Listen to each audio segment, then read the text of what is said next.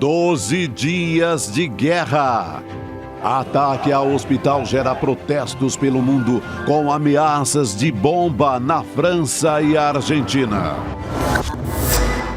Israel diz que vai liberar a ajuda humanitária, mas somente para o sul de Gaza. Estados Unidos vetam proposta do Brasil no Conselho de Segurança da ONU.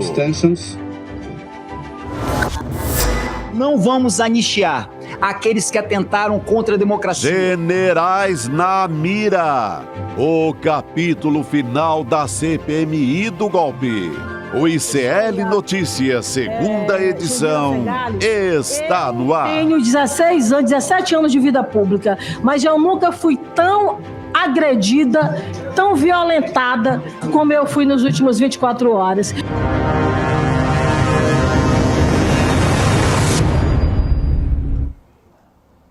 Boa noite, seja muito bem-vindo, seja muito bem-vinda. ICL Notícias, segunda edição, está no ar. Hoje é quarta-feira, 18 de outubro de 2023. Nesse momento, a gente segue com a nossa cobertura sobre a guerra de Israel e Hamas. São 12 dias de guerra. Não há sinal de uma saída a curto prazo. O número de mortos só aumenta. Do lado palestino, a situação humanitária é bastante grave e do lado de Israel, até o momento, 1.300 pessoas mortas, 200 pessoas estão como reféns, são feitas reféns neste momento pelo grupo Hamas, e a gente tem protestos no mundo todo nesse momento, inclusive em frente ao Capitólio. Diversas pessoas pedem pelo cessar-fogo. A gente tem imagens ao vivo que você acompanha agora, a gente checa informações sobre pessoas presas nessa manifestação. De acordo com informações preliminares, a gente teve 100 manifestantes presos nessa manifestação. Também o Brasil fez uma proposta de corredores humanitários que foi rejeitada na ONU pelos Estados Unidos. Para falar sobre tudo isso, a gente vai conversar com o jornalista Diogo Bersito ao longo da nossa programação e também o professor Bruno Uberman. O nosso colega Chico Sá não está aqui entre nós hoje, mas a gente tem Cristina Serra e Chico Pinheiro do meu lado, né, meu querido? O Chico está presente. Hoje a gente está no lado oposto da mesa, mas juntos. Cara a cara com Gabi, a nossa Gabi. Vamos lá, né, querido? Vamos voltar a falar sobre a guerra, né, os pontos mais importantes que a gente tem hoje, né? O que nos chamou a atenção hoje, claro, né, foi a rejeição da resolução do Brasil, a proposta de resolução, né, no Conselho de Segurança da ONU. Muita gente, perdemos. Não. Eu acho que o Brasil sai vitorioso, que foi a voz dominante. Dos 15 países que compõem o Conselho de Segurança da ONU, a proposta do Brasil teve 12 votos. O Brasil teve voto da China, da França, do Japão, da Suíça, dos Emirados Árabes, de Moçambique e muita gente mais. A Rússia e o Reino Unido se abstiveram e os Estados Unidos votaram contra uma resolução humanitária, uma causa humanitária proposta pelo Brasil depois de muito meditar, em que o Brasil condena a morte de civis, em que o Brasil condena a violência, o terrorismo, em que o Brasil pede a libertação dos reféns civis que estão nas mãos do grupo Hamas, e que o Brasil pede a abertura de um corredor humanitário que acontece em qualquer lugar que está nessa situação, né, para que possa entrar alimento, água, socorro, medicamentos e por onde possam sair as pessoas que estão ali, né, acantoadas, apertadas naquele cantinho sul da faixa de Gaza. Eu queria chamar a atenção aqui, deixa eu pegar, porque a proposta do Brasil, a proposta da resolução proposta pelo Brasil, ela foi derrotada, né, pelo veto dos Estados Unidos, porque os Estados Unidos têm poder de veto, assim como a Rússia, assim como a China, tem poder de veto. Hoje, a organização Human Rights Watch, que é das mais importantes do mundo, se manifestou e disse o seguinte: a Human Rights Watch condena os Estados Unidos por vetarem essa resolução do Conselho de Segurança sobre a guerra Israel-Hamas. Diz a nota: mais uma vez os Estados Unidos usaram cinicamente o seu veto para impedir que o Conselho de Segurança da ONU agisse sobre Israel e a Palestina no momento de carnificina sem precedentes. A fala é de Louis Chabourneau, ele é diretor da ONU na Human Rights Watch. E diz mais: ao fazê-lo, ao rejeitarem, né, bloquearam as mesmas exigências em que tantas vezes insistem noutros contextos. É gozado, no caso, curioso que no caso da guerra Rússia-Ucrânia, né, os Estados Unidos propuseram isso, que agora eles vetam, né, que todas as partes bloquearam as mesmas exigências em que tantas vezes insistem noutros contextos, quais sejam, que todas as partes cumpram o direito humanitário internacional e garantam que a ajuda humanitária vital e os serviços essenciais chegam às pessoas necessitadas. Essa nota do Louis Chabourneau foi publicada hoje, já é notícia com destaque no New York Times, e o que a gente vê, né, é que vence a violência, a truculência, a guerra, vence a indústria de armas, vencem aqueles que metem porta-aviões na região 2 dos Estados Unidos, com mais de 100 caças a jato, para garantir a segurança. A gente garante a segurança botando mais armas. Vê se pode, né? Então a nossa proposta, que é uma proposta que o Brasil fez com muita cautela, com muito cuidado, né, e muito bem feita, é uma proposta humanitária, é uma proposta de respeito às pessoas, é uma proposta pelos direitos humanos, que só faz crescer a visão do Brasil no Concerto Internacionais das Nações. Inclusive, o Brasil está convidado, não sabemos ainda quem irá, para uma reunião de emergência marcada para sábado, no Cairo, onde grandes países vão se reunir, inclusive a França, a Espanha vão estar lá, né? A Espanha, que agora preside a União Europeia, vão estar lá para discutir isso. Quer dizer, pode ser que esse veto dos Estados Unidos termine sendo algo ridículo, mais alguma coisa a contar contra o tio Sam, que defende não só os interesses de Netanyahu, mas defende os interesses da sua ganância, do dinheiro e da sua truculência. Ele se mete em todos os países, né? Iraque, Turquia, Catar também vão estar lá, Chico. Iraque, Turquia e Catar, quer dizer, reúne muita gente do mundo árabe, né, Gabi? Isso é importante, não é? Então há uma pressão moral, vai surgir uma pressão moral contra esse fracasso. Foi a ida do Biden, que chegou lá e não conseguiu conversar com praticamente ninguém. Conversou com o Netanyahu, né? E não conseguiu avançar em quase nada, já voltou para os Estados Unidos. Ele não sabe que posição tomar, porque ele está em disputa já para a eleição do ano que vem, né? E pode acontecer ainda coisa pior, que seria o Trump ganhar, né? Mas é o risco. E sai vitorioso. Aí, falando da guerra doméstica, uns idiotas no Brasil, eu falo idiotas com toda a vontade, ignorantes, eu vejo 3 tipos, Gabi. Tem os ignorantes, no sentido exato da palavra. Aqueles que tomam posições porque ignoram o contexto. São ignorantes porque não sabem, ignoram. Tem os burros, que olham, mas não entendem. E tem os safados, os que agem de má fé, os astutos, né? Então nós temos esses... Que são os mais perigosos, talvez. Esses 3 grupos, né? Em geral, seguidores tontos da doutrina violenta de Jair Bolsonaro. Eles dizem que a diplomacia brasileira fracassou.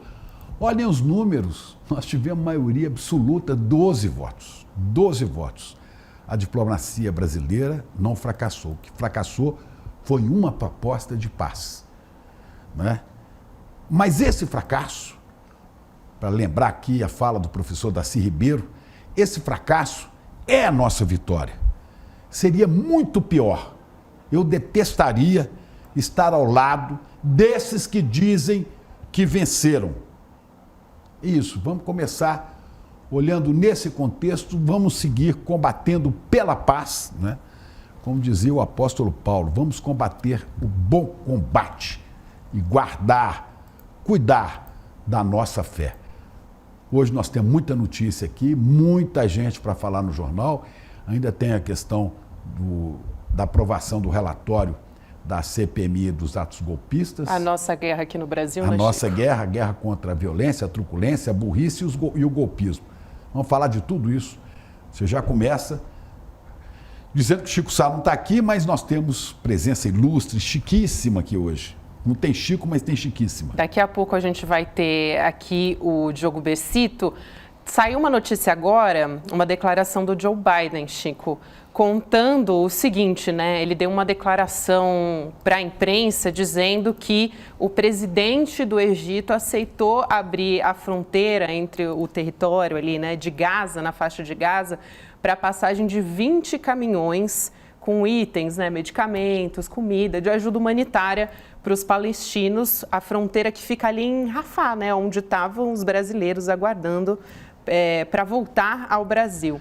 É isso para não dizer, ele não dizer que voltou sem conseguir nada. Olha que interessante isso, né, Chico? Porque o Brasil e outros países já estavam negociando há muito tempo essa ajuda humanitária, né? Tem os corredores humanitários, que é o que a gente falou, e tem a ajuda humanitária, que são os medicamentos, a comida, a água, né? O que eles precisam. E agora o Joe Biden está meio que parece que se apoderando, né? Dessa, vamos dizer assim, dessa ajuda, como se fosse um feito dele, fazendo essa declaração. Pois é, ele que prometeu 100 milhões de dólares, né, safadamente, prometeu 100 milhões de dólares para os palestinos que estão em Gaza e na Cisjordânia, 100 milhões de dólares. Mas ele não pode dar esse dinheiro, ele prometeu, mas nas entrelinhas está escrito lá, ele vai mandar um pedido ao Congresso. Você acha que o Congresso americano vai apoiar isso?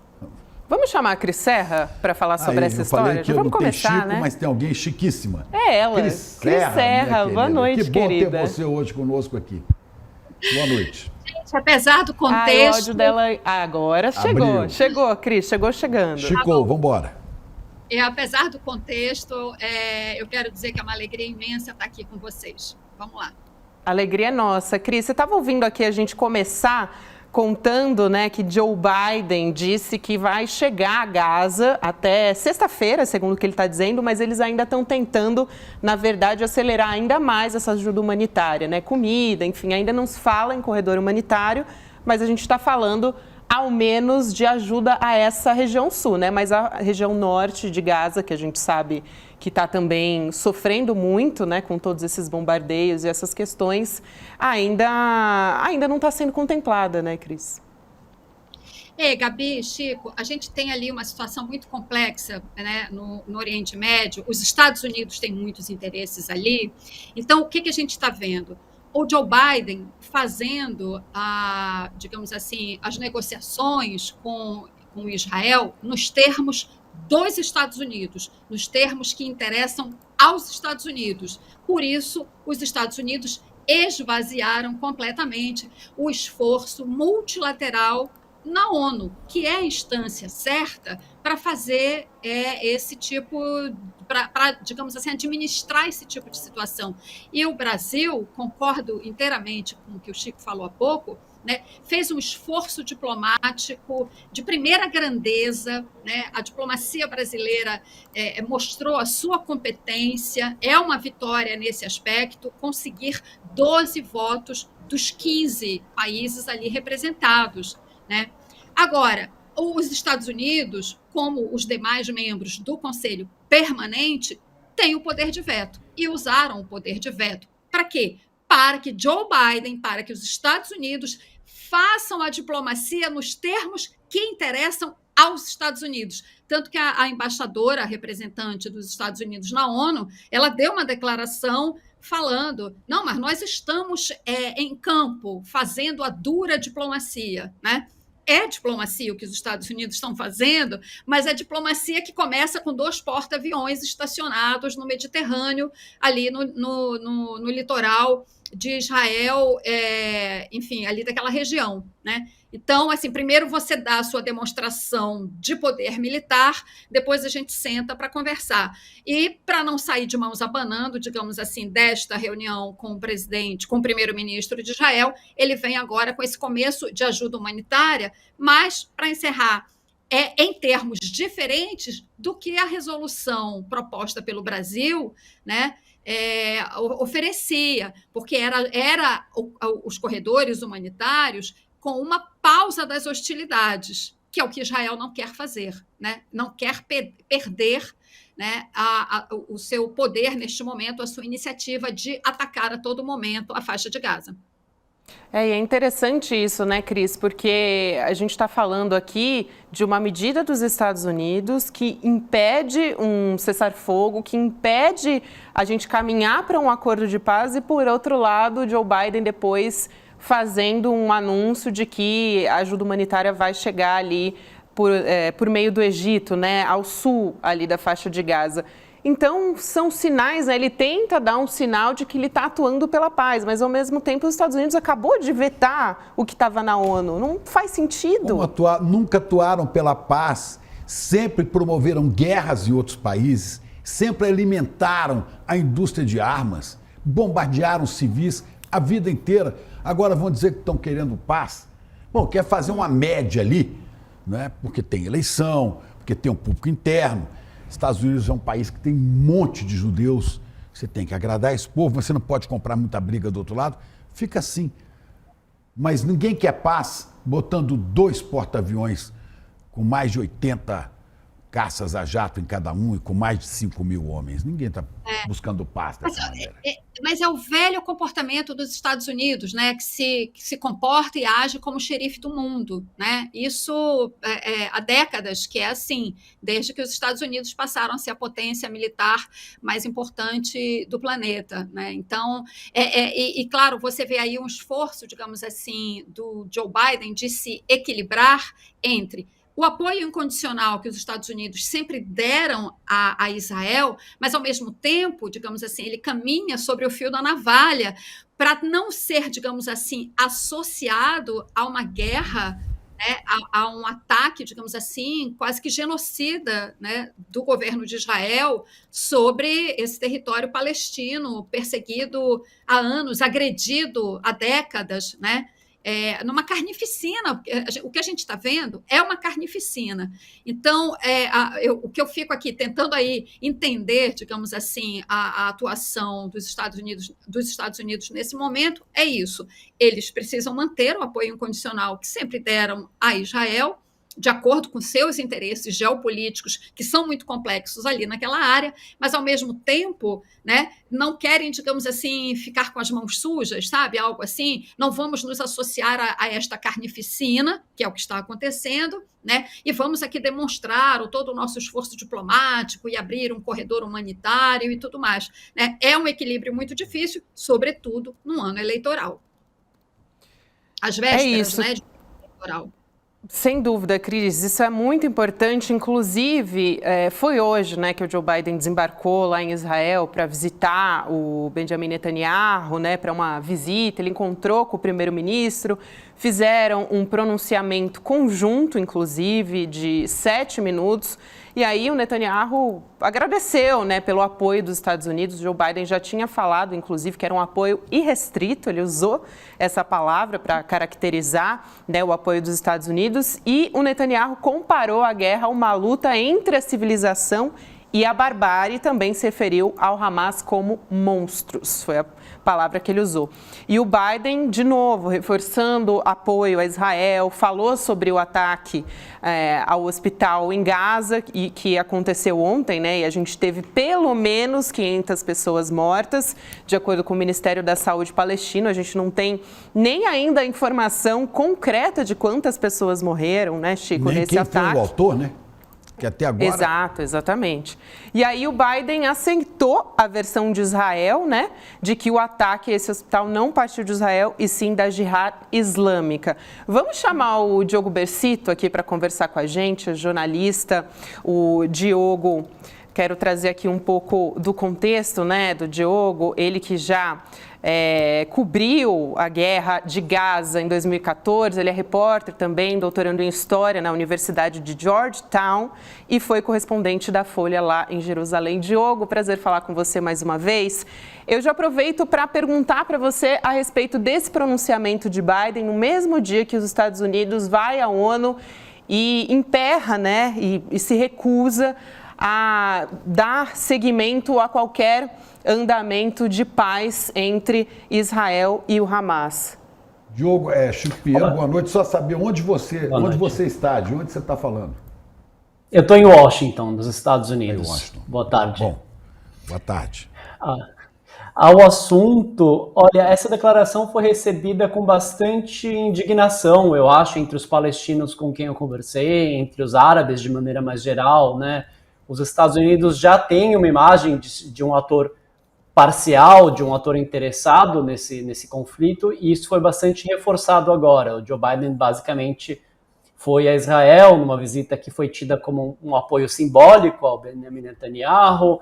A gente tem essas imagens de abraços, de apertos de mãos, esses detalhes que saem do encontro deles, declarações conjuntas, e essa ideia de que os Estados Unidos estão atrás de Israel, não importa o que aconteça. Então, assim, a sensação no terreno entre os palestinos é de muita indignação.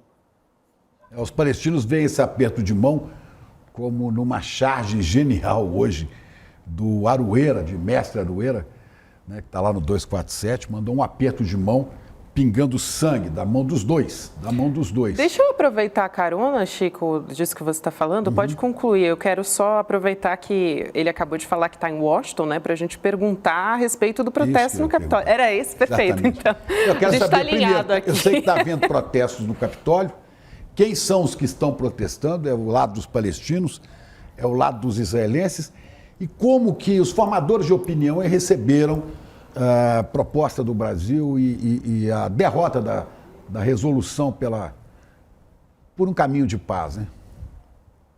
A gente tem visto nos últimos dias, primeiro, protestos de palestinos, ou de árabes, ou de simpatizantes dos palestinos, que foram os primeiros protestos, e nesses últimos dias, esse protesto do Capitólio teve esse fato interessante, que é um protesto de judeus contra os ataques em Gaza, o que é muito interessante porque mostra um pouco isso que a gente tem dito muito, né? Que a gente não pode homogeneizar, falar dos judeus como se todos apoiassem Israel, ou dos árabes e palestinos como todos se apoiassem o Hamas. Esse protesto, para mim, mostra muito essa diversidade de opiniões. A gente tem esse grupo de judeus, né, que vão às ruas aqui nos Estados Unidos para dizer, não, a gente não apoia esses ataques em Gaza, vocês não podem fazer esses ataques em nosso nome, em nome da nossa segurança, a gente não concorda com isso. Que é uma coisa que, na verdade, muitos israelenses de esquerda vêm dizendo. Quando eu morava em Israel, muitos dos meus amigos diziam isso, e muitos deles foram embora de Israel por isso. Um pouco como sinalização ao governo de que essas ações militares justificadas pela segurança dos cidadãos não são válidas do ponto de vista dessas pessoas. Quanto à medida na ONU, é engraçado porque, claro, como a gente é brasileiro, a gente presta muita atenção no fato de que o Brasil está liderando essa medida e tentou passar essa medida no Conselho de Segurança. Aqui, quando você lê as notícias, o nome do Brasil geralmente não aparece, não é dito medida patrocinada ou proposta pelo Brasil, apenas se trata como uma medida do Conselho de Segurança. Talvez esse protagonismo do Brasil, que é tão claro para a gente, não está aparecendo aqui no exterior. Oi, Persito, eu vou passar a palavra para a Cris, mas antes só queria que você esclarecesse esse grupo que organizou o protesto de hoje no Capitólio, o Jewish Voice for Peace. Se você já tinha ouvido falar nesse grupo, Judeus pela Paz, né? Exatamente. Se você poderia explicar um pouco. E Cris, por favor, também quero ouvir você fazer uma pergunta, por favor, para o Persito. Tá, Olha, eu não conhecia esse grupo. Perdão, desculpa. Não, responda, depois eu faço a pergunta. Eu só ia dizer que não, eu não conheço esse grupo, mas eu conheço uma série de outros grupos com esse mesmo tipo de alinhamento. Quando as pessoas criticam Israel, né, quando a gente ouve bastante as vozes na esquerda no Brasil criticando Israel, eu sempre trago exemplos parecidos, né, de que existe uma sociedade civil muito vibrante, muito ativa em Israel. A gente tem o Breaking the Silence, por exemplo, que é um grupo de soldados dissidentes que denunciam os abusos do exército israelense. A gente tem grupos contrários à existência de Israel, lá ou aqui. Então, só para reforçar esse ponto, tem muita gente em Israel que também é contrária aos bombardeios em Gaza. Desculpa, Cris. Imagina. Diogo, é muito bom falar com você e eu queria aproveitar, já que você viveu lá, conhece tão bem aquela região, e eu sei, claro, é difícil fazer qualquer previsão, mas justamente como conflitos são muito frequentes ali naquela região, diante de tudo que a gente viu até agora, né, a exigência muito forte de Israel de que o norte da faixa de Gaza fosse esvaziado, de que a população se deslocasse, quer dizer, isso indica, evidentemente, uma intenção, né, de uma ação militar muito forte ali. Minha pergunta para você o que a gente pode esperar para os próximos dias em termos de evolução desse conflito e até de uma ampliação com a entrada em cena de outros atores nesse conflito? É muito difícil mesmo prever. Duas coisas dificultam um pouco isso. A explosão ontem no hospital, e vocês falavam um pouco antes de eu entrar, né, nessa dificuldade que a gente tem até de entender o que aconteceu, mas nada muda o fato de que são centenas de mortos, então acho que esse é um fato que muda bastante a narrativa do conflito, principalmente se for provado em algum momento que foi um ataque israelense, vai mudar bastante o cálculo de Israel, essa é uma coisa. E a visita do Joe Biden, do presidente americano também, que foi visto como um momento apaziguador, momento que talvez tenha desinflado os ânimos, a gente não sabe o que foi dito ali por trás das paredes, que tipo de promessa ele extraiu do primeiro-ministro Benjamin Netanyahu. Depois ele teve uma conversa com o presidente do Egito também, para autorizar a entrada de ajuda humanitária. Então me parece que algumas peças estão entrando em lugar para evitar essa incursão terrestre, que agora é o grande temor de todos nós, porque, enfim, Gaza é um território de 2 milhões de pessoas, uma das maiores densidades populacionais do mundo, é um território mais ou menos 1/4 da área de São Paulo, da cidade de São Paulo. Então imagina, 2 milhões de pessoas nesse território minúsculo, acho que são de carro, talvez de norte a sul sejam 40, 45 minutos, então imagina tanques de guerra entrando nesse território. Eu acho que a prioridade então é evitar que isso aconteça. E eu tenho tido esperança de que a gente consiga evitar isso de fato, de que exista uma saída diplomática para essa situação.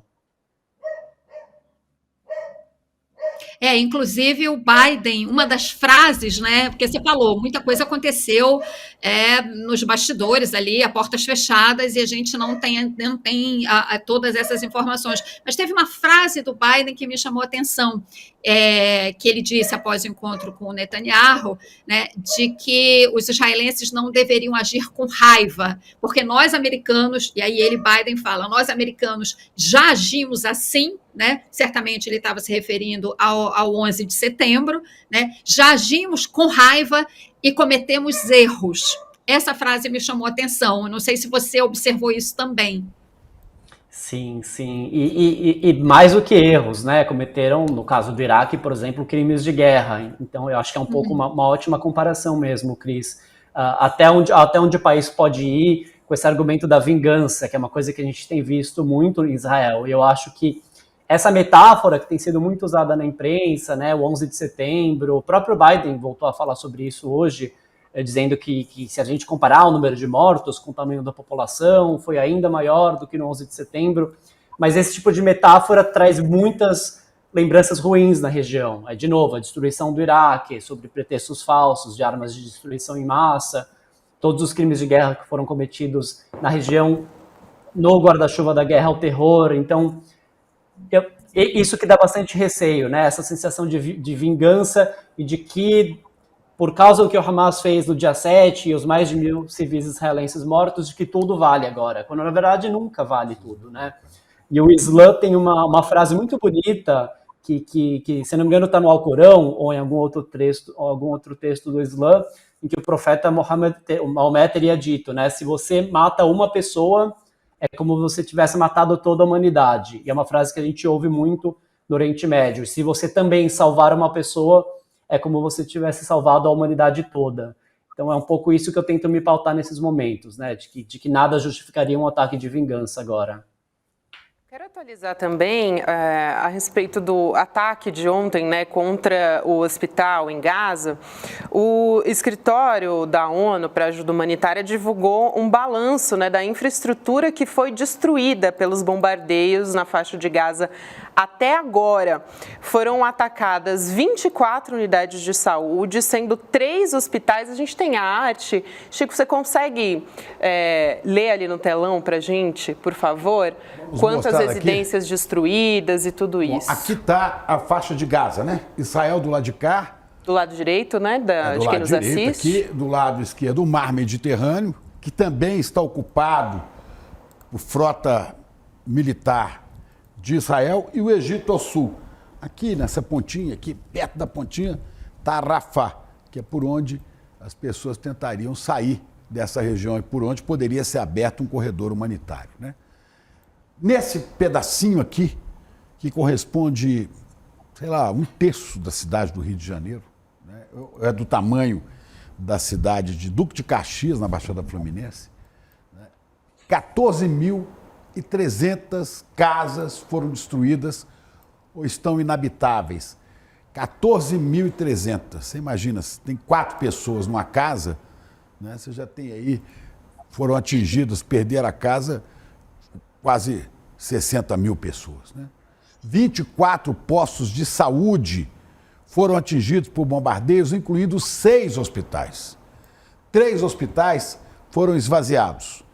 64 instituições de educação atingidas. 64, 20 delas escolas da ONU. 11 mesquitas foram demolidas. 7 mesquitas e igrejas foram atingidas. 11 pontos de água, coisa preciosa aí, 11 pontos foram atingidos. Mais de 1 milhão de pessoas estão em deslocamento, estão se deslocando do norte para metade aqui ao sul de Gaza, estão aí, né, espremidas. E 400 mil palestinos estão em abrigos da ONU. Quer dizer, é um massacre contra uma população civil. E eu falei aqui ontem, é como se você tivesse, né, um grupo de bandidos, de traficantes, numa favela do Brasil, tivessem cometido um ato terrorista e, em resposta, todas as autoridades do Brasil, o Exército, as Forças Armadas, todo mundo, fosse lá e bombardeasse toda aquela comunidade, né?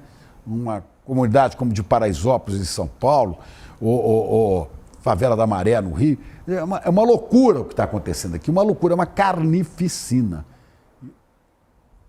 E você já viu isso, né, Diogo? Em 2014 você viu coisa semelhante. Sim. Conta pra gente. Sim. Sim, e até comentava aqui outro dia que é um pouco pra gente essa sensação de déjà vu, né?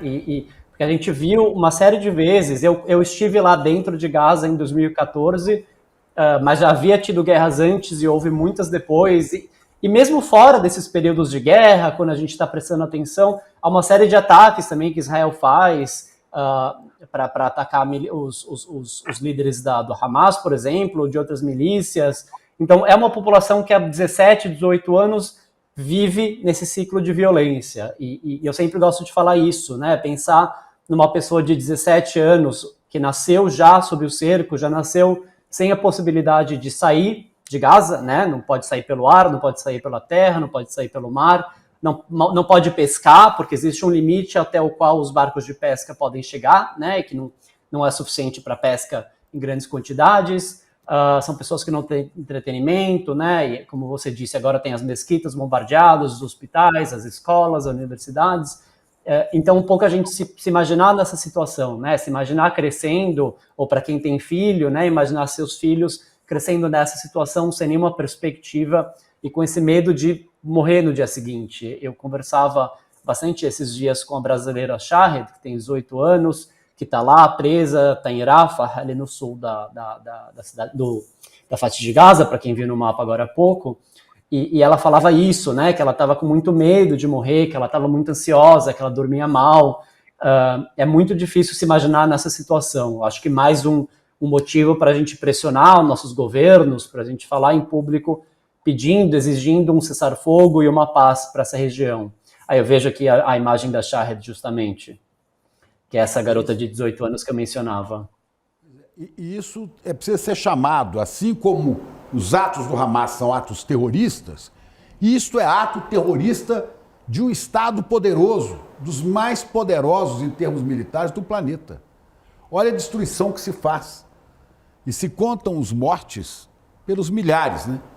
Eu estava lembrando aqui só porque é uma referência que eu acho interessante. Cada um que morre aí, você falou disso, é uma possibilidade, é um universo que se fecha, né? Eu estou lembrando aqui, até busquei o texto original de um dos maiores poetas da língua inglesa, John Donne, né, que inspirou o nome de um livro de Ernest Hemingway, Por Quem os Sinos Dobram, né? O John Donne, lá no século XVI, dizia: nenhum homem é uma ilha inteiramente isolado, todo homem, todo ser humano é um pedaço de um continente, é uma parte do todo.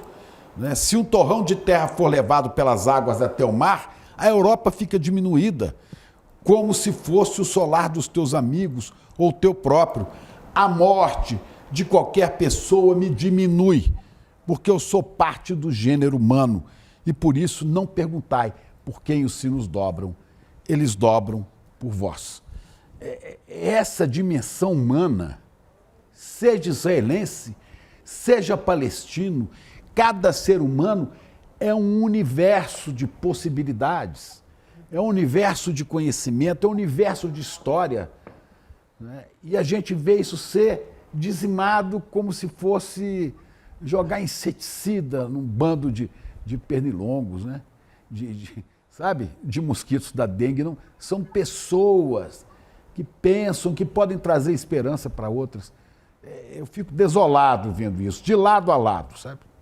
De lado a lado. E isso não entende. Aí, os bolsonaropatas aqui do Brasil comemoram o fracasso de uma proposta humanitária, uma proposta de paz que o Brasil apresenta na ONU. Porque eles só têm sangue nos olhos, que eles veem os outros como inimigos a serem destruídos. É a mesma coisa que o Hamas vê, é a mesma coisa que Netanyahu vê. E você falou de Netanyahu, é bom lembrar, o Jerusalem Post publicou essa semana uma pesquisa que 86% dos israelenses rejeitam o primeiro-ministro Benjamin Netanyahu. Só um comentário disso tudo. Agora, chegou para a gente aqui a informação que houve prisões aí em Washington de manifestantes. Você tem alguma informação sobre isso, não? Eu vi um pouco mais cedo também, eu acho que, se eu não me engano, eram 20 prisões até... já são, estou vendo aqui, já são 100 agora. 100 Sim, presos. eu também estou acompanhando um pouco em tempo real enquanto a gente fala. Eu não estive lá ainda, mas é um pouco isso, né, que a gente tem visto. Já que outros protestos nos últimos dias também, a gente tem visto na Alemanha, na França, também uma tentativa de impedir que esses protestos escalem, porque a gente também viu em alguns outros países, na Turquia, por exemplo, ataques às embaixadas, na Tunísia, se não me engano, ataques à embaixada ou à representação francesa. Então, acho que esses países têm bastante receio do que pode acontecer com esses protestos. A gente tem visto muito, um pouco, voltando ao que você tinha dito, né, muitos ânimos insensados no mundo todo, né, no Brasil, muitas pessoas que talvez não tenham nenhuma relação com a região e que têm opiniões definitivas e fortes e ataques em redes sociais. É só vocês verem, quando eu publiquei o primeiro vídeo da Shahed, dessa menina, que foi um vídeo que teve 500 mil de impressões no Twitter, quando eu publiquei, acho que nos primeiros dias do conflito. Se vocês verem os comentários que se fazem, né, que ela deveria morrer, que ela tem culpa porque ela está lá, porque o fato de ser palestina em Gaza significa que ela apoia o Hamas. E existe um argumento mais absurdo, que é o argumento de que os palestinos em Gaza são culpados porque eles votaram no Hamas, entre aspas, quando na verdade metade da população de Gaza são menores de idade e o Hamas está no poder há mais de 17 anos. O Hamas não foi eleito pelas pessoas que estão lá. E eu acho que tem um pouco a ver, também pegando o gancho de uma coisa que você disse, que é o Netanyahu não ter mais o apoio popular. Então acho que é importante a gente nunca generalizar, né, os israelenses, os palestinos. A gente está falando de específicos governantes, específicos governos que estão cometendo essas atrocidades. É isso. O Diogo Bercito, que é repórter, doutorando em História, também correspondente da Folha em Jerusalém, foi correspondente, né, cobriu a Guerra de Gaza em 2014. Bercito, um prazer falar com você mais uma vez. Muito obrigada, seja sempre muito bem-vindo aqui. Um grande abraço para você. Obrigado. Boa noite, pelo convite. Bercito. Obrigado. Boa noite, Elô gente. Vilela, bom trabalho.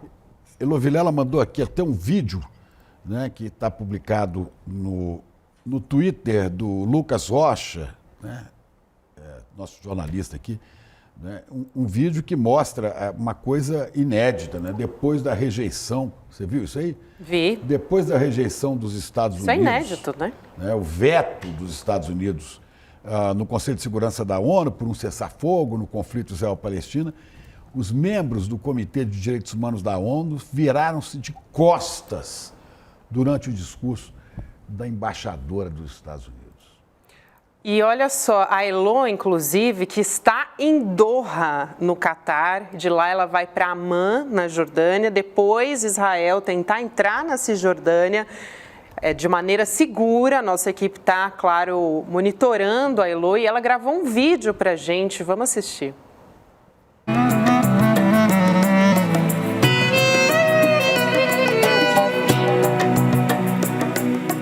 Oi pessoal, boa noite para mim aqui, boa tarde para vocês, já são mais de 11 horas da noite, eu cheguei em Doha, no Catar, dá para ver já algumas coisas aqui escritas em árabe, né? E aqui são 6 horas na frente do Brasil. E eu vou dar uma dormidinha de algumas horas aqui no aeroporto e sigo para Amman, na Jordânia. De lá, então, vou pegar um carro para entrar em Israel e tentar entrar na Cisjordânia, que é uma parte da Palestina. Vocês devem ter visto que a situação lá está cada vez pior.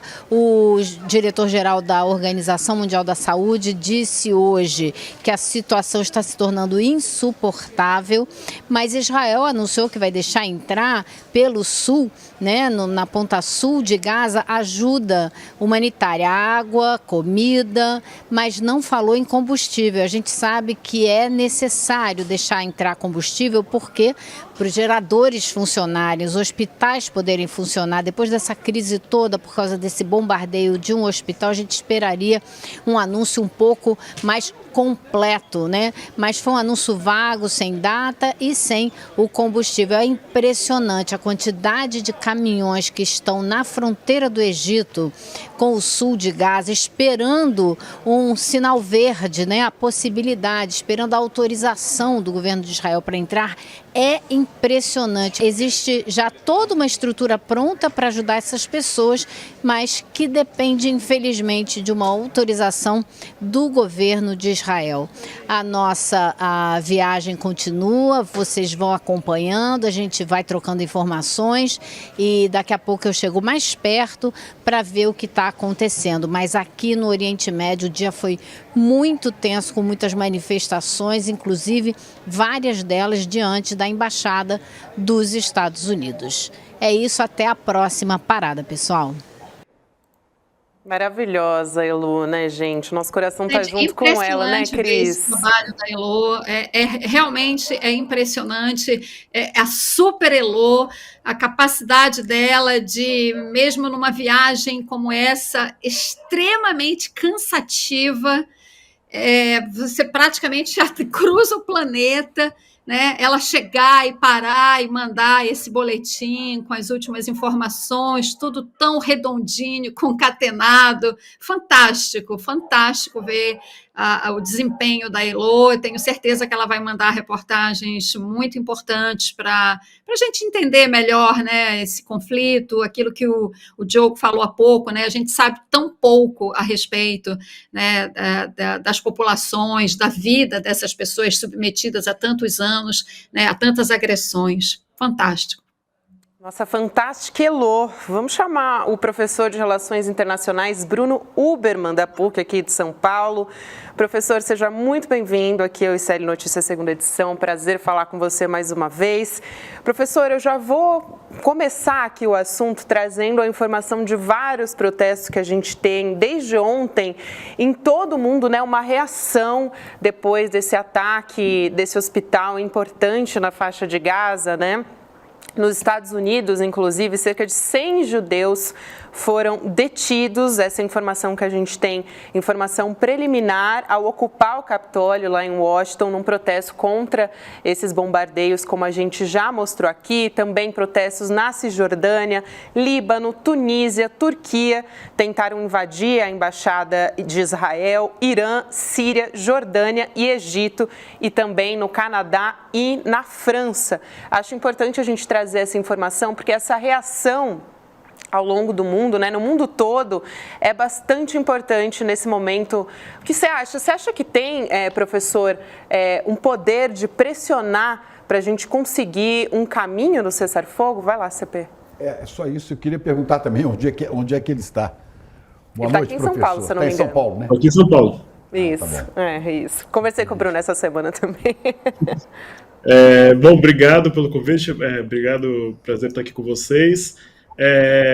Então, eu acho que o que está acontecendo nesses dias revela como os povos do mundo estão em favor da causa palestina, né? E mostra um descompasso muito grande, né, entre o que as populações pensam e o que as elites governantes pensam e fazem, né? O que a gente tem visto são os povos do Oriente Médio, os povos do Norte global, os povos do Sul global, né? Há praticamente um consenso internacional em torno disso, inclusive no centro da maior potência global, que é os Estados Unidos, né? Esse protesto que está acontecendo, acontecendo agora, né? Agora na tarde de hoje, né? Foi movido por judeus antisionistas do Jewish Voice for Peace, que é um movimento muito bem articulado na comunidade judaica de esquerda dos Estados Unidos, né, que busca antagonizar e dizer que, né, o que Israel faz não é em seu nome, né, e o que a gente tem visto são esses protestos se proliferarem ao redor do mundo, e acho muito bem-vindos particularmente os protestos no Oriente Médio, né, porque a causa palestina sempre foi absolutamente central no Oriente Médio nos últimos anos, e o que a gente viu foi a normalização das relações políticas dos estados árabes com o Estado de Israel nos últimos anos, sem nenhuma contrapartida com os palestinos, ou com pouquíssimas contrapartidas, e as mobilizações populares nos países árabes do Oriente Médio em favor da causa palestina, acho que são absolutamente centrais para movimentar,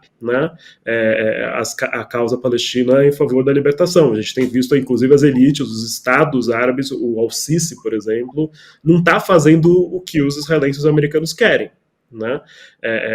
Há pressões aí, inclusive de grandes aliados, como o caso do Egito, como o caso da Jordânia, o caso do Catar, né, Emirados Árabes, né? Então, acho que isso é um momento importante da causa palestina, que vem, infelizmente, ao custo de muitas mortes, né? Cris? Oi, Bruno, boa noite. Eu queria te perguntar o seguinte, né? A gente viu hoje ao longo do dia o presidente norte-americano Biden lá nessas conversas com Netanyahu. Do que você acompanhou, o resultado dessa reunião, para você apontaria em que sentido? Uma contenção das operações militares de Israel ou não? A gente pode ver essa guerra, de alguma forma, Israel aumentar sua ofensiva nos próximos dias. Quer dizer, a partir do pouco que a gente sabe, do que transpirou e do que Biden disse após o encontro, né, que cenário seria, digamos assim, o mais provável? Pelo que foi sinalizado, eu vejo continuação do conflito, né? A posição dos Estados Unidos de vetar a resolução que traz um cessar-fogo, né? Vetar a abertura de corredor humanitário, embora esteja possibilitando, né, ajuda humanitária talvez a entrar para os palestinos que estão no sul, né? Ou seja, está favorecendo a política israelense de expulsar os palestinos do norte da faixa de Gaza. Então eu vejo os Estados Unidos ainda bastante alinhados com os objetivos políticos e militares dos israelenses, que é provocar a expulsão em massa dos palestinos totalmente do norte de Gaza, com esse suposto objetivo militar de eliminar o Hamas, mas esse é um objetivo militar irrealizável, né? É completamente impossível você destruir militarmente uma insurreição revolucionária. A gente viu isso no Vietnã, né? E o Hamas, por exemplo, utiliza-se de táticas, né, que são consideradas terroristas e tudo mais. Isso pode provocar um crescimento do conflito acentuado. Eu acho que é isso que eles estão, inclusive, buscando. Foi anunciado a invasão terrestre há muitos dias e não se realizou. Eu acho que está ali rolando uma negociação, né, de como isso vai se proceder, né? E eu acho que aconteceu desde ontem o ataque, né, ao hospital, que a gente não sabe ainda muito bem quem foi o responsável, mas enfim, está causando aí uma revolta social global, né, dos Estados Unidos, a Palestina, passando por todos os países do mundo praticamente, que com certeza muda a balança de poder aí, e os Estados Unidos está de olho nisso. com certeza, para dar o sinal verde para os israelenses, porque os israelenses precisam do sinal verde americano para fazer o que eles desejam. Sim. Só trazer Então um você pouco- vê aí, só rapidamente, você vê Claro, aí, então, o claro. cenário pela frente é de uma conquista de território por Israel. Israel entrando ao norte da faixa de Gaza e conquistando esse território. Esse, pelo menos, seria o objetivo de Israel. Acho que, por enquanto, ainda é o plano prioritário que eles têm sinalizado nos últimos dias. Eu não vejo eles ainda recuando disso. Né? Isso sempre foi o que Israel fez com os palestinos. Né? Você expulsa, você declara que a expulsão vai ser provisória, né? Os palestinos fugiram em 1948 achando que iam fugir de uma forma provisória, né? Embora os israelenses não declararam em 1948 que ia ser provisório, né? Mas achava-se que de alguma forma poderiam voltar, né? Isso não foi permitido que eles retornassem, e isso é o grande medo dos palestinos. Né, você ir e não poder voltar para sua casa, porque os palestinos estão fugindo com nada, né? Uma frente, outra mão na frente, outra atrás, basicamente. E a intenção parece ser, não seja anexação do território, mas talvez de uma reocupação, né? Porque os israelenses sempre buscaram evitar a anexação de território onde vivem muitos palestinos, né? Por causa das suas preocupações demográficas de manutenção de uma maioria judaica.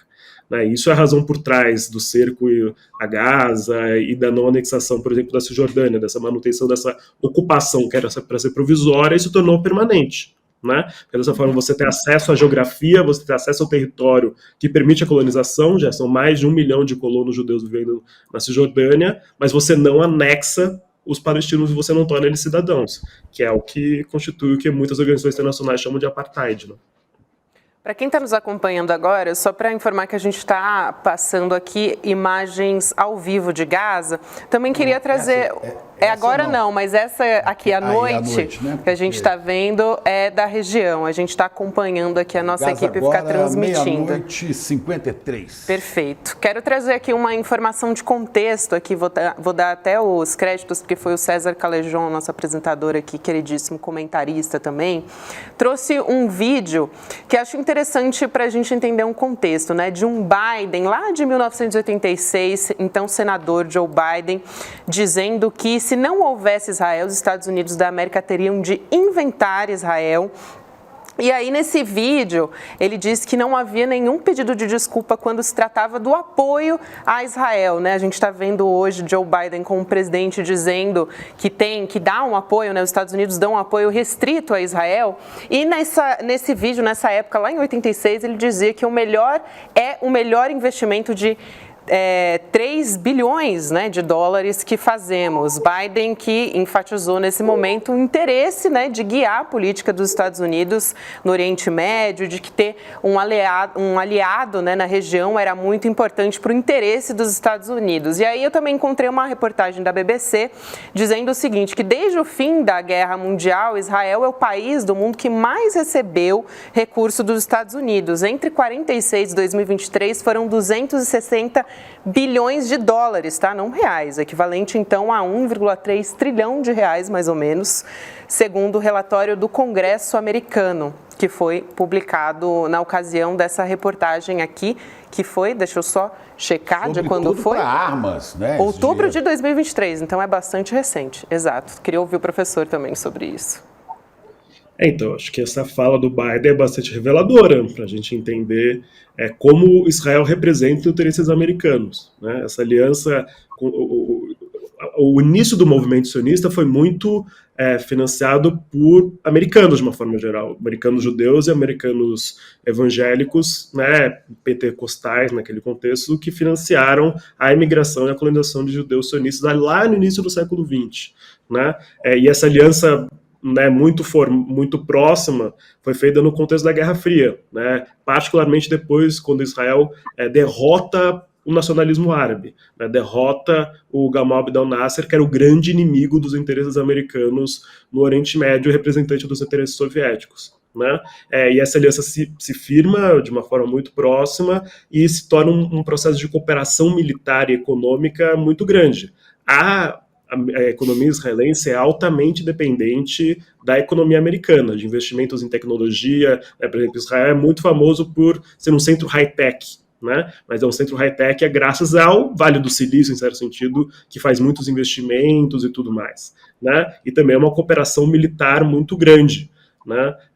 Que a gente vê. O Israel representa, né, os interesses políticos sempre, tanto em votações na ONU como em operações políticas, operações militares, né? Por exemplo, Israel atuou fornecendo armas e treinamento para vários grupos guerrilheiros e contra-revolucionários aqui na América Latina, por exemplo, durante a Guerra Fria, que representavam os interesses americanos, na Colômbia, na Nicarágua, né, em Honduras, aqui no Brasil, o Chile do Pinochet, a Argentina da ditadura, né?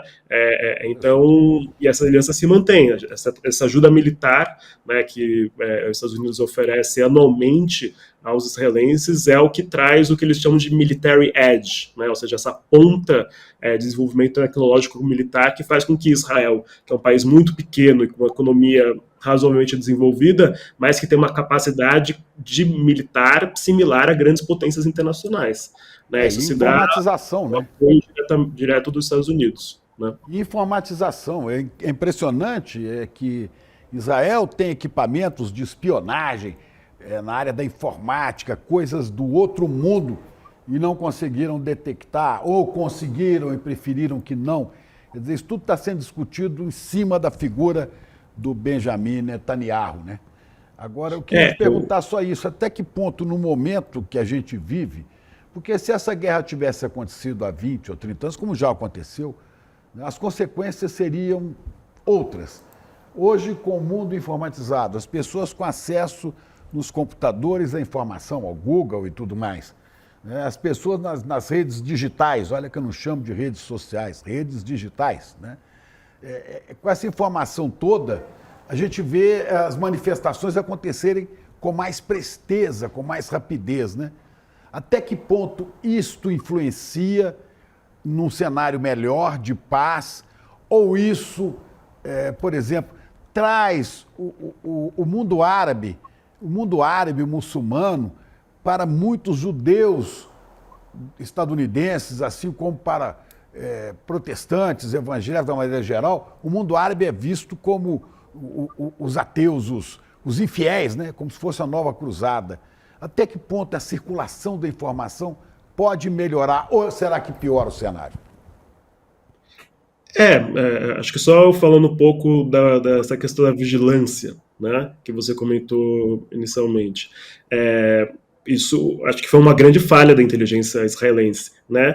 Isso revela como, apesar deles vigiarem os palestinos 24 horas por dia, 7 dias por semana, eu já escutei relatos de palestinos que, por exemplo, toda noite um drone chegava na janela da casa dele, né, e ficava lá parado por horas, né? Palestinos que têm atuações mais radicais, como o caso dos palestinos do Hamas, eles vivem offline, né? Porque a capacidade de vigilância, né, que diversas empresas israelenses, como por exemplo o Ersol Group, né, que é uma empresa considerada, inclusive pelo próprio Estados Unidos, como uma empresa perigosa, porque pode vigiar cidadãos americanos de uma forma que nem o próprio Estados Unidos sabe, né? Inclusive o governo Bolsonaro buscou importar essa tecnologia para vigiar brasileiros, mas ainda bem que não deu certo. Né? Mostra, né, a capacidade disso é desenvolvida a partir da experiência deles sobre os palestinos, né? E a respeito dessas disputas informacionais, digamos assim, eu não sei se necessariamente isso beneficia os palestinos, né? Porque da mesma forma como isso pode propiciar, né, que a informação chegue em favor dos favorecidos, em favor daqueles que são a favor da causa palestina, vira essa disputa de informacional, né, que é utilizada muito bem por ambos os lados, né, principalmente por aqueles que têm acesso aos meios de comunicação mais poderosos, né, como vocês muito bem sabem. Então, eu acredito que talvez acirre, né? Talvez hoje em dia os grupos inferiorizados, os palestinos, têm mais acesso a formas de informação que há 30, 40 anos atrás, quando os meios de comunicação eram mais monopolizados dos grandes mídias e tudo mais, não teriam acesso, né? A internet permite isso de fato acontecer, mas a internet, como a gente tem visto, não tem sido um instrumento de emancipação, de libertação, Né? A internet tem sido muito mais um instrumento de controle do que de libertação. Isso é o que a gente vê como resultado, por exemplo, da Primavera Árabe, né, que foi um grande momento que a internet, o Twitter, o Facebook, né, foi retratado como, né, as contranarrativas e tudo mais, mas o resultado foi a manutenção das ditaduras no Oriente Médio e no Norte da África. Né? Então, o que importa, em última instância, né, os jogos de poder ainda estão estabelecidos, apesar das tecnologias midiáticas terem se transformado. Eu quero trazer também informações a respeito de como a guerra está se espalhando, né? Espalhando tensão, na verdade, no mundo todo, porque, por exemplo, na França, 8 aeroportos foram fechados hoje, depois de ameaças de bomba. A gente teve também as embaixadas dos Estados Unidos e de Israel em Buenos Aires, também na Argentina, sofrendo ameaças de ataques com bombas. O Clarín, o jornal argentino Clarín, disse que esse suposto atentado foi notificado por e-mail, então eles receberam essa mensagem. E também, domingo, vai ter eleição na Argentina, então esse é um contexto bastante importante da gente observar.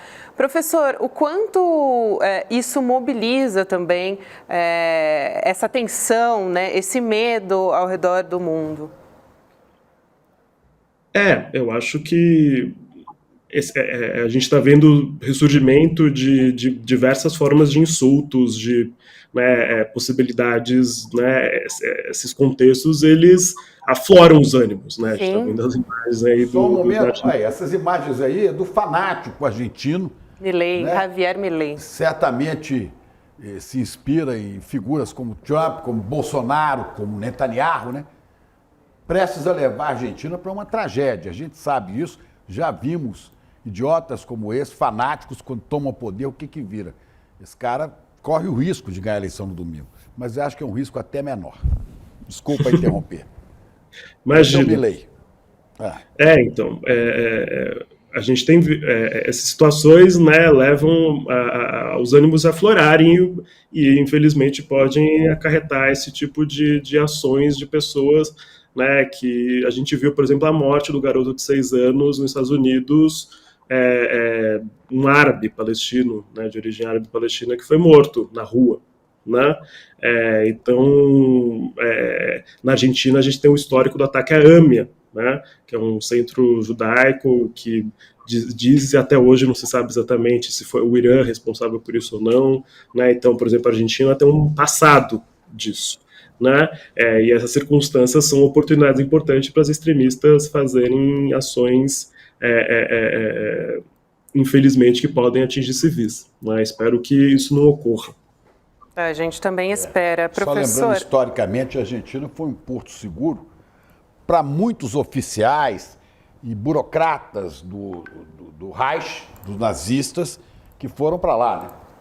O Brasil também, né? Depois da guerra. O Brasil também, ela mais, né? Ela mais porque o governo, na época do Perón, deixou as portas mais ou menos abertas para eles, dizendo que lá era neutro. Né? Sim. É isso, professor Bruno Huberman, que é professor de Relações Internacionais da PUC aqui de São Paulo. Um prazer, mais uma vez, te ouvir. Volte sempre ao ICL Notícias, você é muito bem-vindo. Até uma próxima. Eu que agradeço, estou à disposição. Cris, a gente continua contigo nessa pauta a respeito da polarização política em várias partes do mundo, né? Antissemitismo, também a associação da imagem, né, de árabes com terroristas, isso é muito forte, esse preconceito é fortíssimo. Hoje, o presidente da EBC, que é a Empresa Brasil de Comunicação, o Hélio Doyle, foi demitido depois de fazer uma repostagem, né, nas redes sociais, em que ele diz que quem apoia Israel é um idiota. No Rio de Janeiro também, acho que vale a pena a gente trazer alguns detalhes, né? O Doyle, ele compartilhou um tweet do ilustrador brasileiro, o Carlos Latuf, com um xingamento a apoiadores de Israel. Então, depois ele acabou sendo demitido. E no Rio de Janeiro, uma universidade, né, o IBMEC, chegou a mandar mensagens pelo WhatsApp para os professores não se manifestarem sobre a guerra. Quer dizer, está realmente muito aflorado, né? Como disse o professor Bruno, eu também quero te ouvir sobre isso, quanto isso aflora o preconceito também, o medo, né? Tudo isso está muito exacerbado. Gabi, esse é o território das redes sociais. É assim, né, que o debate, digamos assim, acontece nas redes sociais. Muito inflamado, né, muito distorcido, acaba virando, né, e até porque o negócio das redes sociais, a lógica das redes sociais é faturar, né, com o super engajamento, né, isso acaba levando a posições extremadas no debate, porque é isso que gera o engajamento. Então, é um assunto que, naturalmente, é explosivo, né, e no auge agora de uma guerra, com a carnificina toda que a gente está vendo, então, o assunto por si só já é explosivo. E cai nessa lógica da rede social, né, de estimular as posições inflamadas, extremadas, para aumentar o engajamento, porque é assim que essas empresas digitais, né, as redes digitais, como o Chico muito bem colocou, digitais e não sociais, né, é como elas faturam, e aí você tem uma terra de ninguém, uma espécie de vale tudo, entende? E que leva a situações como essa. Agora, a universidade pedir que os professores não opinem, mas se a universidade é o lugar do debate, né, debate sereno, né, é um debate em que você tente ouvir a outra pessoa, tente ouvir e quando ela divergir de você, né, que isso não seja motivo para agressão, para ofensas e tudo mais, né? Não tem como você não pedir para não haver debate numa universidade. Com relação ao primeiro caso que você mostrou aqui, eu acho que a gente tem que ter atenção para a seguinte, digamos assim, para uma norma básica de comportamento. Autoridades públicas, autoridades de um governo, né, que representa uma sociedade plural como a nossa, não pode ficar externando posições pessoais em redes, em canais de comunicação que são públicos, porque isso leva a uma confusão, inclusive, né, com a posição do governo. Então, você mistura a sua posição pessoal, a sua opinião pessoal, né, com algo que pode ser interpretado como uma posição de governo, ou pelo menos de um setor do governo, já que você é integrante da estrutura governamental, né? Então, eu acho que falta também um pouco de bom senso, né, nesse comportamento que as autoridades devem ter nas redes sociais ou nas redes digitais, como disse o Chico. Só para completar, Elô, quando você fala dessa... Cris. Estamos com saudade da Elô. Vocês duas, para mim, às vezes se fundem, sabe? Mas é isso, você falava dessa polarização e tal, né, que acontece no Brasil. O Edu Moreira foi muito feliz um dia desse, quando ele comentou aqui no ICL Primeira Edição, que o que está acontecendo no Brasil é mais ou menos o seguinte. Primeiro, a pessoa, o cidadão comum, primeiro ele descobre qual a camisa que ele vai vestir, para quem que ele vai torcer. Aí depois ele vai lá para as redes digitais buscar os seus seguidores, a sua bolha, ele vai lá buscar argumentos para justificar a sua posição. É mais ou menos isso que a gente está vivendo. Infelizmente, até na universidade, que é o espaço onde o saber deve circular. O que deve prevalecer na universidade é a dúvida. Lembrando Michel Herman também, né, agredido, né? Sim, agredido, digo, não fisicamente, né, mas vários alunos ali querendo que ele saísse, ele acabou deixando realmente uma palestra que ele foi fazer, né, ele foi totalmente hostilizado. As pessoas não querem ouvir posições que não estejam alinhadas com a torcida delas, não é? Enquanto que a universidade devia funcionar como esse espaço de reflexão, para lembrar uma ideia grega, né, a tal maiêutica socrática, né? Que você aprende pelas perguntas, né? As pessoas te perguntam e te instigam a se posicionar, a se exprimir. Mas aqui não. Aqui eu sou desse lado. Aí não importa. Eu sou a favor de Israel porque eu sou evangélico. Então eu sou contra os muçulmanos, mas eu sou a favor de Israel. Peraí, se você for olhar historicamente, os muçulmanos são muito mais próximos dos cristãos do que os judeus. Porque os judeus não reconhecem nada em Cristo, eles estão esperando o Messias que não veio ainda. Enquanto que os muçulmanos reconhece Jesus como um grande profeta, tem até uma devoção pela Virgem Maria. Mas a ignorância faz com que esses templos aí de Salomão, essas imbecilidades que plantaram pelo país afora, né, com essas mega empresas de religião, entre aspas, evangélicos, né, adotassem, né, o Israel e a religião dos hebreus como a religião dos cristãos e negassem completamente o islamismo. E não pode ser assim, né? Agora, se as pessoas estivessem abertas à informação, ao conhecimento, certamente a gente teria evolução. Mas isso está difícil, você tem razão. As redes digitais não nos dão trégua. Tá difícil mesmo. Cris, querida, obrigada pela sua presença aqui. Foi um prazer enorme ter você junto com a gente. Um beijo. Até a próxima ou até semana que vem, né? Ainda não sei se você volta antes, mas com certeza até quarta-feira que vem. Um beijo, Cris. Tá bom, gente. Obrigada. Foi um prazer. Obrigado, Cris. Tchau, tchau. Beijos. Eu vou chamar o Guga Noblar e já vou abrir com essa história que acabou de acontecer.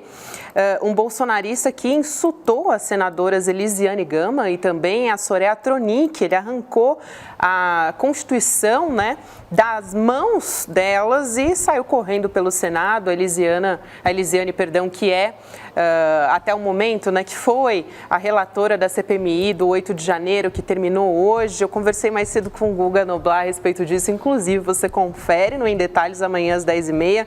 Tudo sobre a CPMI do 8 de janeiro, todas as conclusões. Guga, que história é essa? Boa noite mais uma vez, querido. Boa noite, meus queridos Chico, Gabi, essa audiência maravilhosa. Pois é, bolsonarista raiz age desse jeito. Eles são completamente descontrolados, né, desmiolados. E aí a gente viu uma cena extrema, uma cena ridícula, uma cena perigosa, onde esse bolsonarista chega ali nessas duas senadoras de maneira hostil, insulta, arranca a Constituição e sai dali correndo, enfim. Fugindo vamos ver, Guga, dos seguranças. Mostra, por favor, a cena, vai. E vamos ver, vamos assistir. É grotesca.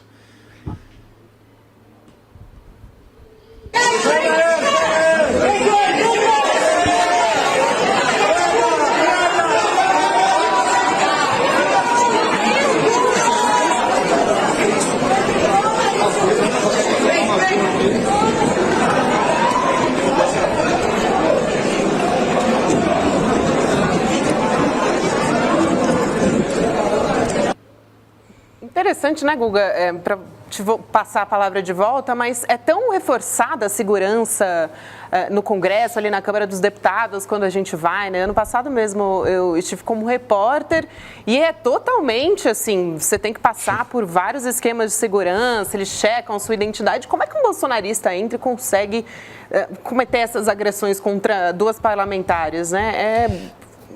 Tanto quanto inexplicável. Por isso que eu digo que não é bolsonarista, é bolsonaropata, porque isso é uma doença. Isso é uma doença, é impossível. É isso mesmo, é uma loucura isso. Esse sujeito, pelo jeito, ele é um assessor do Carlos Jordi. A polícia está com ele neste momento. E supostamente ele trabalha ali. Então é muito mais fácil para ele, claro, estar ali perto das senadoras. Então ele foi até as senadoras porque seria assessor do Carlos Jordi. Carlos Jordi é um deputado por São Paulo que faz parte da tropa de choque do Bolsonaro. O Jordi está dizendo, a se confirmar que é o assessor dele, que vai exonerá-lo. Veremos o que vai acontecer. A Soraya disse que esse sujeito, enfim, chegou até a bater com o celular nela, enfim, agrediu, não só tomou a Constituição, chegou de fato a agredi-la.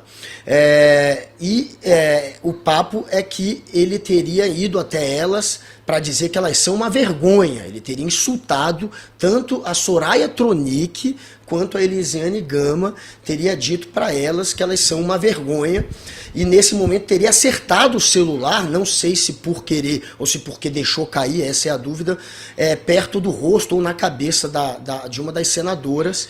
Depois ele corre com a Constituição, disse que correu porque estava com medo de ser linchado. Isso é o que vazou por hora do depoimento dele para a Polícia Legislativa. Depois a gente vai ter mais detalhes, mas é essa a história por enquanto. E Guga, é interessante que a Elisiane Gama, eu juntei Elisiane com Gama, né? Com Elisiama. A Elisiane Gama disse que vem sofrendo ameaças, né? Ela fez um desabafo ontem, que foi o último dia da CPMI. Vamos assistir esse vídeo? A tentativa de me intimidar, a tentativa de me encurralar, ela é inócua por parte de vocês. Vocês não conseguirão. Como disse, aliás, Nelson Mandela alguma vez, a coragem não é a ausência de medo, mas é triunfar sobre o medo.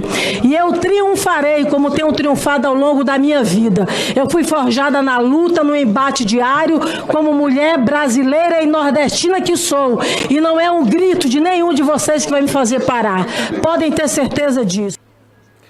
Guga, hoje a CPMI do golpe votou esse relatório final e ela está sendo ameaçada, foi agredida justamente porque pediu o indiciamento de Jair Bolsonaro, mais 60 pessoas, 30 pelo menos militares indiciados, né? 8 generais, um almirante, enfim. E agora ela está sofrendo essas ameaças, né? Fez esse relato.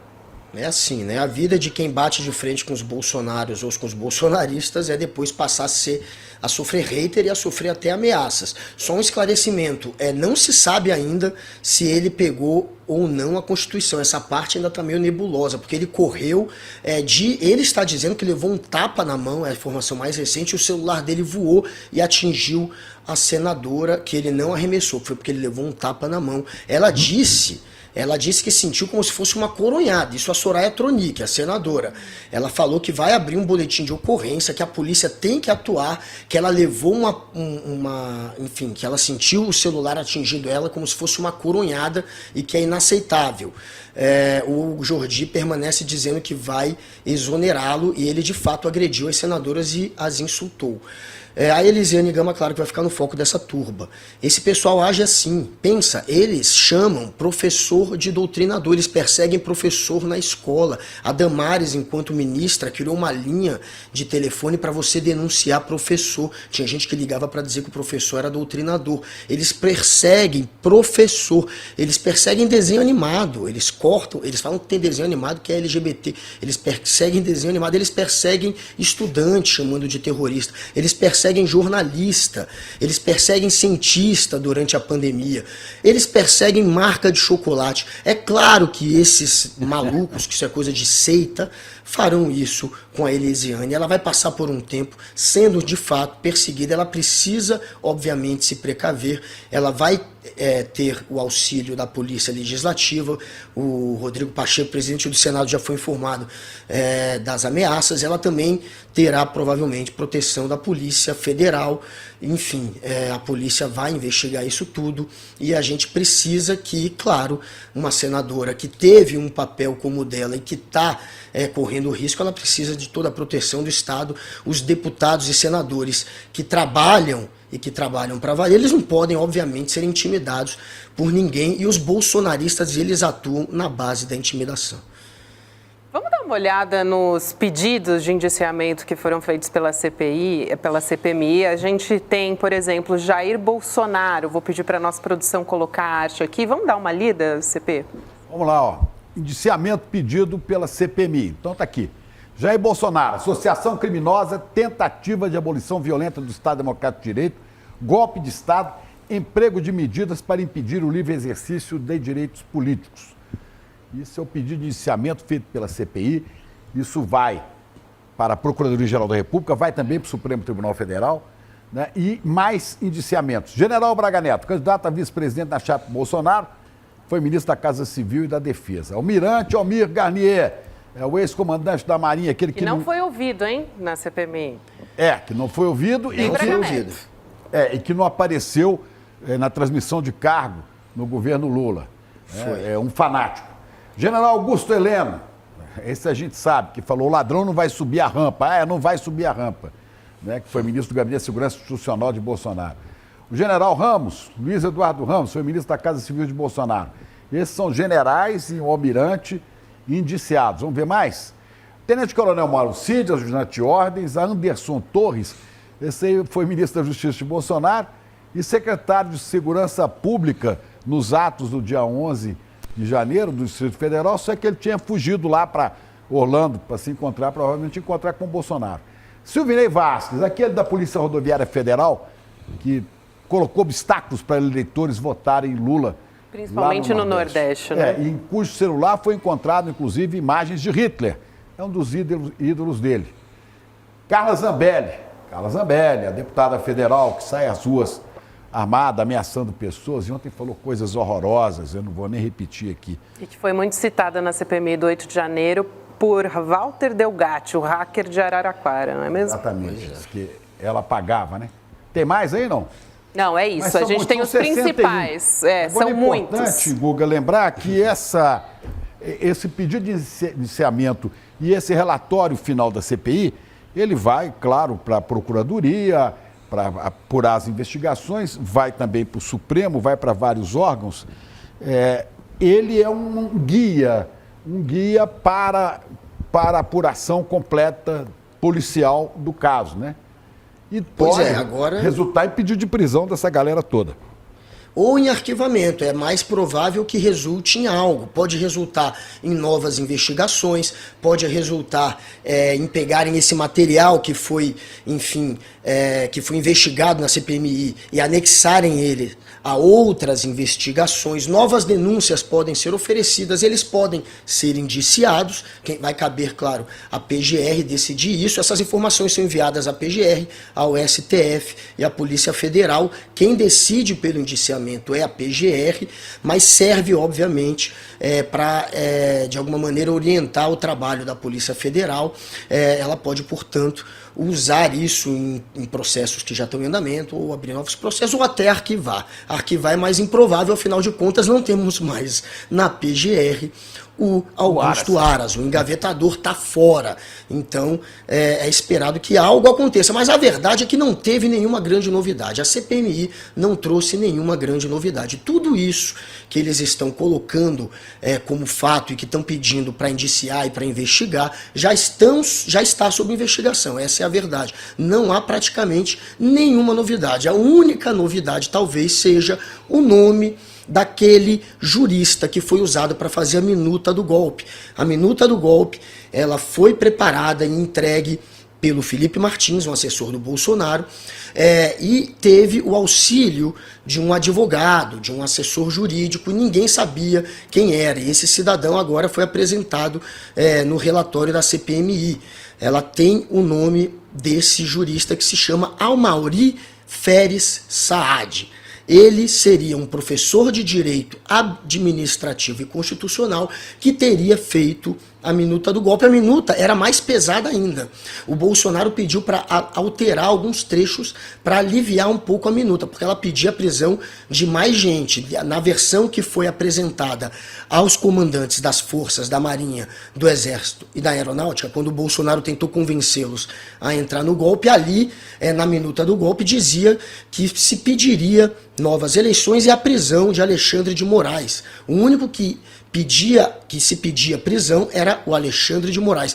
Na versão rascunho, na primeira versão, tinham outros nomes. Isso o Mauro Cid já disse na delação. E ele viu que tinha um rascunho exatamente porque o Bolsonaro foi lá e mexeu e adulterou e deixou um pouco mais leve. Depois levou até os comandantes das forças e tentou convencê-los. O Almir Garnier, que agora está, obviamente, na lista de indiciados da CPMI, que era o comandante da Marinha, ele topou, disse que só aguardaria uma ordem do Bolsonaro. O Freire Gomes não teria topado porque estaria não muito confiante do golpe se sustentar, já que os americanos,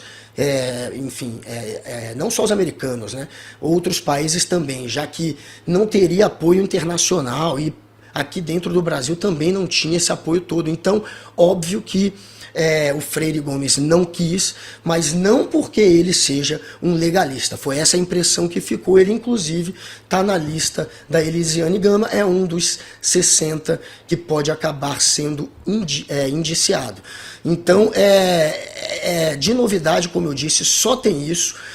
Cabe agora, claro, a PGR definir o que vai acontecer. E outro ponto que foi trazido por esse relatório da CPMI, essas 1.300 páginas, são recomendações ao Legislativo.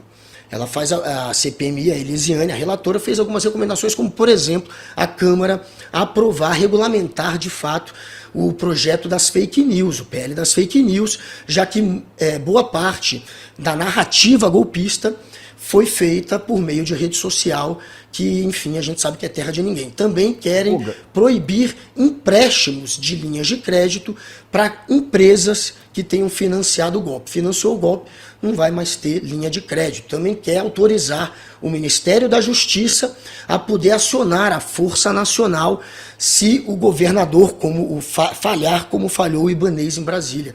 Então, se o governador não tomar essa medida, poderia o Ministério da Justiça fazer isso. Essa é uma das recomendações desse relatório. E a última recomendação seria não deixar diminuir, porque tem um projeto para diminuir imposto de arma de fogo, para deixar os impostos das armas de fogo como estão, ou até aumentar esses impostos, enfim, para coibir a arma de fogo. Então é isso que tem basicamente armas de fogo, no relatório. Guga, armas de fogo foram liberadas, liberou geral desde o primeiro momento do governo Bolsonaro, exatamente para fazer o seu exército particular. Exato. O golpe que ele já previa. Agora é importante dizer que tudo isso que a CPI investigou deu visibilidade ao problema, ao golpismo, aos golpistas, aos bandidos da história. Agora, ao lado disso, a Polícia Federal tem uma série de investigações sendo feitas, tem o celular do Vacef, tem o celular do Anderson não, esse não apareceu, esse sumiu, do Mauro Cid, do Bolsonaro, tem um monte de coisa. Né? E certamente está muito mais avançado, o Brasil vai saber, vai tremer com o resultado das investigações da Polícia Federal, que deve meter essa canalha toda na cadeia para valer. Né? Isso é uma coisa importante da gente ficar atento, porque o caminho está indo. Hoje o Bolsonaro foi depor na Polícia Federal, não falou nada, levou o seu depoimento por escrito e saiu contestando a autoridade do Supremo para discutir o seu caso. Como ele já Chico, disse... só para contextualizar, ele foi depor no inquérito que está investigando aquela atuação dos empresários que defendiam um golpe de Estado lá no grupo do WhatsApp. Mas pode continuar. Hang, lá, isso, turma. Exatamente. Mas ele não depõe, ele aparece com as coisas por escrito, ele não responde a perguntas e diz que o Supremo não vale para analisar o caso dele. Aliás, ele já dizia, ele blefador, dizia naquele 7 de setembro, né? O que mandar nós não vamos obedecer mais, né? E chamou até de F da P, o ministro, acho que o Barroso, né? Quer dizer, é essa figura infeliz, esse energúmeno que ocupou por 4 anos a presidência da República. Eu espero que sobre para essa turma toda, inclusive para alguém que não está aí nos relatórios, que é o Sérgio Moro, que foi quem abriu as portas do inferno para deixar o cara passar, entrar para cá. É isso, Guga. Meu querido, até amanhã. Um beijo para você. E, gente, assistam Guga no Em Detalhes, em 10h30, sobre a CPMI do golpe. Até. Tchau, Guga. Bom, a gente está se encaminhando aqui para o final, mas antes tem também informação do nosso aniversário, né, Chico Pinheiro? 3 anos de CL, é isso. Democratizando a educação, com os melhores professores do Brasil e do mundo. A gente está com o portal iclnoticias.com.br, para você que não está sabendo, viu? Já pode acessar aí, a gente está atualizando, né? O editor-chefe é o Chico Alves, ele está o dia inteiro com a equipe mobilizada aqui no ICL para atualizar todas as notícias para você também. Então, você acesse em iclnoticias.com.br. Na próxima semana também tem o Rolê ICL com William De Luca.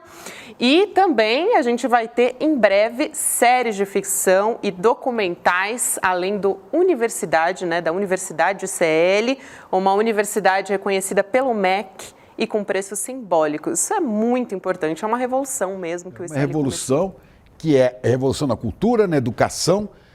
A coisa mais importante, né? O Frei Beto tem chamado muita atenção para isso, né? É preciso que haja educação crítica, educação política, não é só aprender a ler e escrever, não. Isso. É aprender a ler e escrever dentro do contexto, é aprender que forças atuam sobre a sua vida, porque você não pode decidir a sua vida como você gostaria. Então, e para ter acesso a tudo isso, as pessoas podem fazer inscrição e ainda ganhar nessa semana, como membro solidário, o bônus. Até domingo tá valendo, tá, gente? O que você pode ganhar? Kit exclusivo 3 anos de CL, com fone de ouvido, mochila, caderno, lápis, livro do Edu, Travessia, com Edu Moreira. Fantástico, viu? Conta a travessia dele, como é que ele deixou de ser banqueiro para virar companheiro dos que lutam pela justiça e pelos pobres nesse país. Fantástico. Isso aí. E também o livro Uma Simples Revolução, de Domênico De Masi, além de uma arte exclusiva e numerada de Ricardo Beliel. Então, para você fazer a sua inscrição até domingo, gente, icl.com.br, e aí você tem acesso a todos esses presentes, né, do aniversário do ICL. Acesso a mais de 230 cursos, a pessoa vai pagar R$ 47 por mês. Olha, dá R$ 1,50 por dia. 47 é um sanduíche quase, né? Nessas grandes redes aí. R$ 47 por mês. Se a pessoa quiser ajudar mais alguém, paga 62, R$ 15 a mais. Vai dar 2 por dia. Pouco mais de R$ 2 por dia. Olha o quanto que ela vai ter acesso à educação. Esses 15 a mais vão permitir que outras pessoas que não podem pagar tenham acesso aos 230 cursos, né?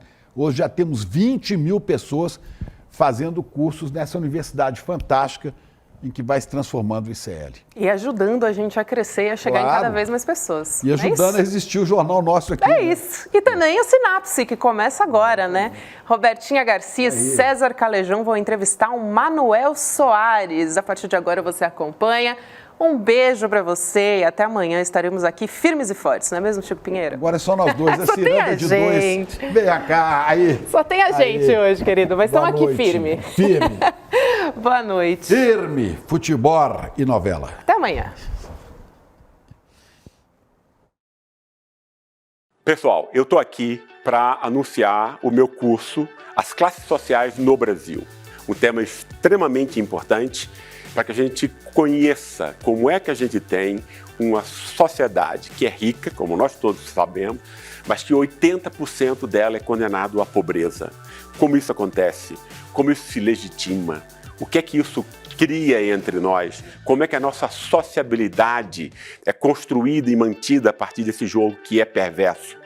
Isso é o tema do meu curso. E eu gostaria muitíssimo, ficaria muito contente que vocês pudessem vê-lo.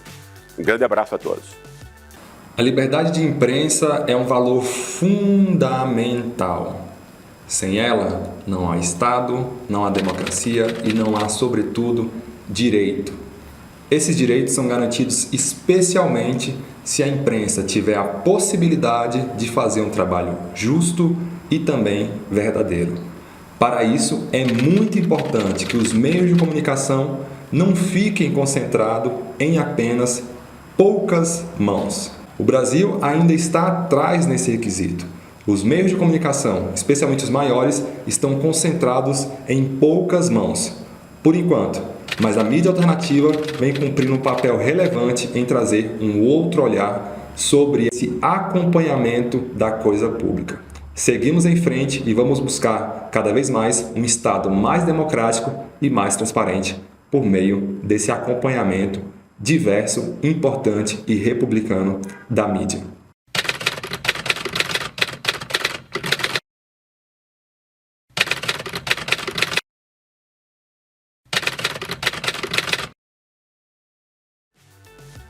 Olá, eu sou o professor Ladislau Dobor, sou professor de Economia da PUC, consultor de várias agências da ONU.